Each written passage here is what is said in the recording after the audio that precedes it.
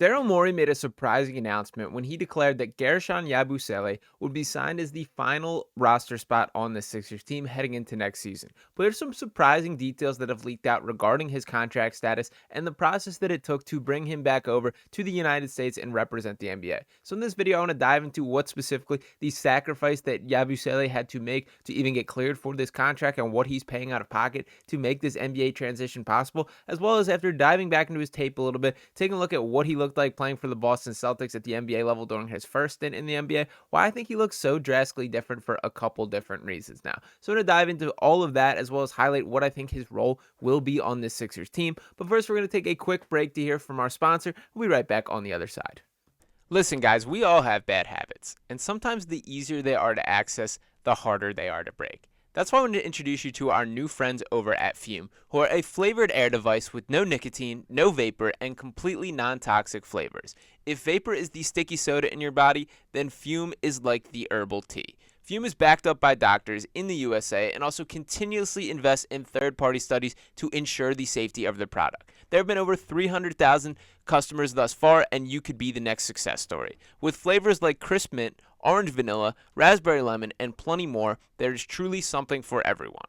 Whether you desire that oral fix, the need to fidget, or just like the award-winning flavors, Fume could be for you. Fill the void in a natural, guilt-free way, as our Philadelphia sports teams give us plenty of reasons to worry about our own health already. For a limited time, use my code DIGEST to get your free topper. It's the perfect accessory to your Fume device. Slip it onto the mouthpiece for a softer, warmer feel. It's chewable for those of you who like to fidget, and it's reusable. Head to tryfume.com, that's tryfum.com, and use code DIGEST, or scan the QR code on your screen right now to get your free Fume topper when you order your Journey Pack today. So if you were like me and kind of locked into the Olympic basketball, you learned the name Guerschon Yabusele pretty quickly. And it was surprising to me to see the Sixers show legitimate interest. This was an outside-the-box decision. And to dive into some of the details that went down as far as his transition to this negotiation, we got this info here, that there were 3 NBA franchises interested, that being the Cleveland Cavaliers, the Los Angeles Clippers, and the 76ers. It does feel like the Clippers and Sixers are just straight up picking out of the same pool of players at this point. But regardless, glad that Yabusele chose Philly.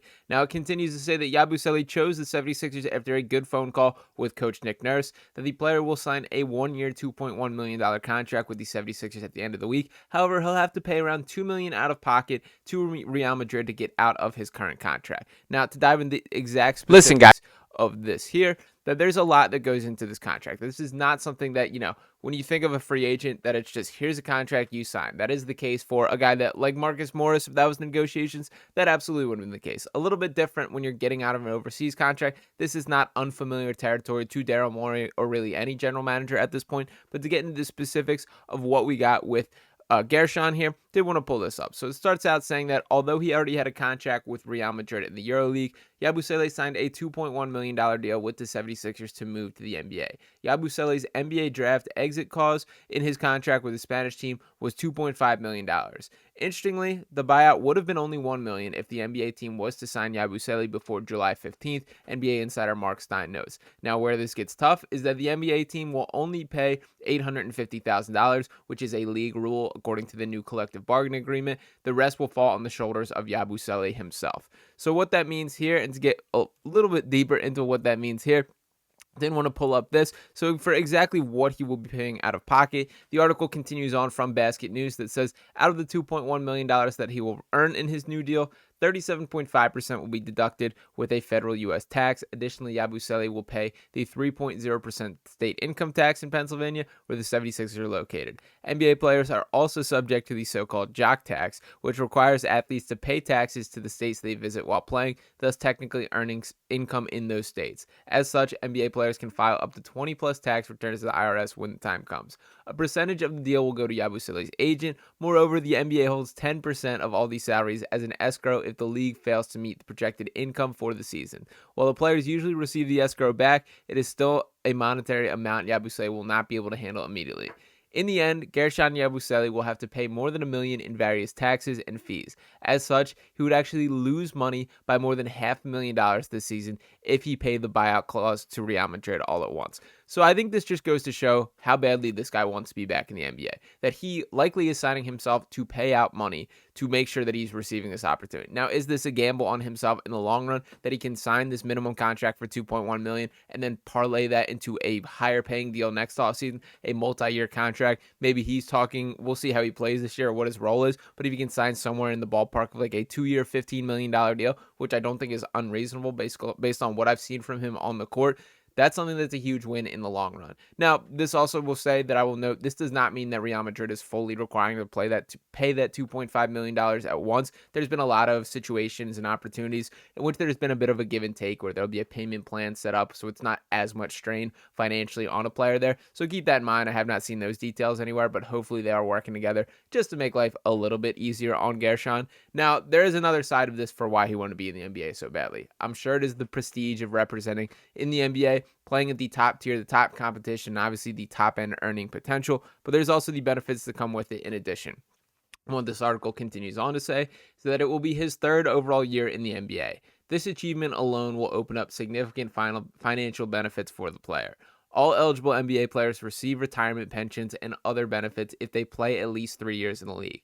Yabusele needs to play in at least one NBA game throughout the campaign for the season to count as eligible. The new CBA determined the increased values of the benefits. Now, each eligible player will receive $1,001 monthly per year of service after their 62nd birthday. The maximum number of service years is 10. As such, NBA veterans like Patrick Beverley, who moved to play for Tel Aviv in Israel after 12 seasons in the league, will receive more than $240,000 yearly during his retirement. As of now, Yabusele will be set to receive $36,000 yearly for his 3 seasons in the NBA. So kind of a nice little setup that the NBA does have for his future players, and obviously Yabusele will be cashing in on that long run. I doubt that that's high in his mind as far as consideration or driving force why, but certainly worth noting there and setting himself in a good way. And by the way, I think he can be very effective on the Sixers team. For all the talks of the contract and all these type of things, let's not get it lost that he's here to help this team, and I think that's going to happen. Now, I dove back into a little bit of his film during his time with the Celtics, spent just 2 years there and did not play a ton of minutes, but I was pretty blown away by how different he looked, that version of Yabusele versus the version that I saw at Olympics. And there's a couple things that stand out. Number one, I've heard a lot of talk about the growth as a three-point shooter. Shooting 43%, around 3 3-point attempts per game. That's really good stuff. That is will give you a place in the NBA if you can shoot at that level at that size. But I think the thing that has not been talked about enough that really stood out to me is the type of shape that he's got himself in. And I want to pull up 2 pictures here.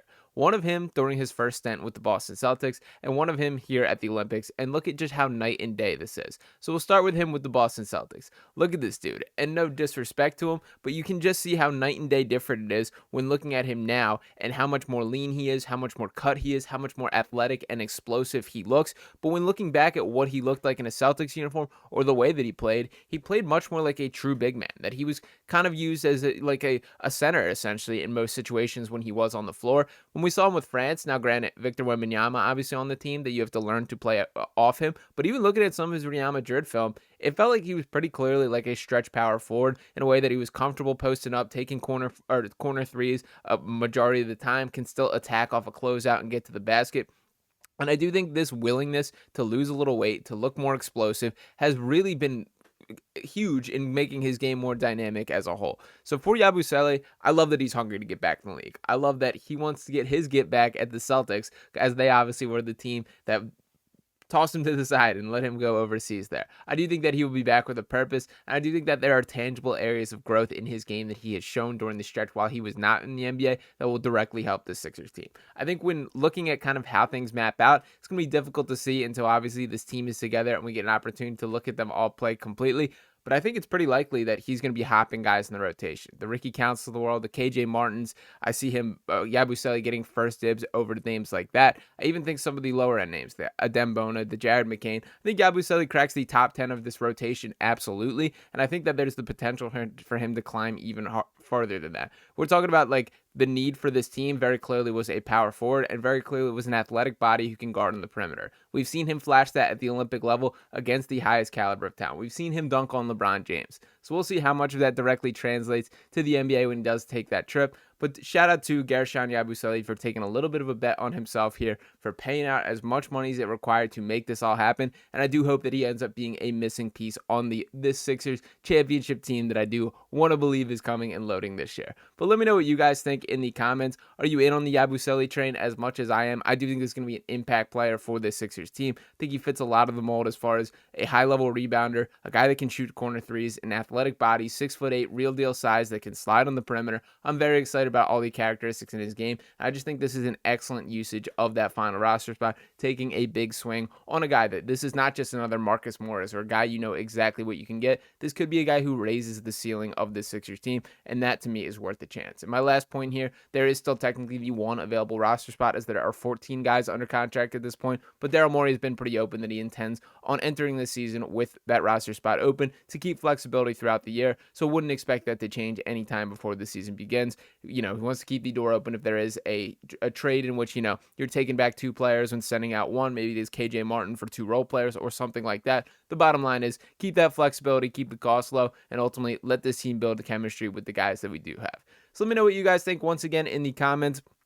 Give me your thoughts on Guerschon Yabusele as a whole. Make sure you're smashing that subscribe button if you have not already. Drop in a like on this video, and I'll be talking with you next time right here on Sixers Digest. Peace.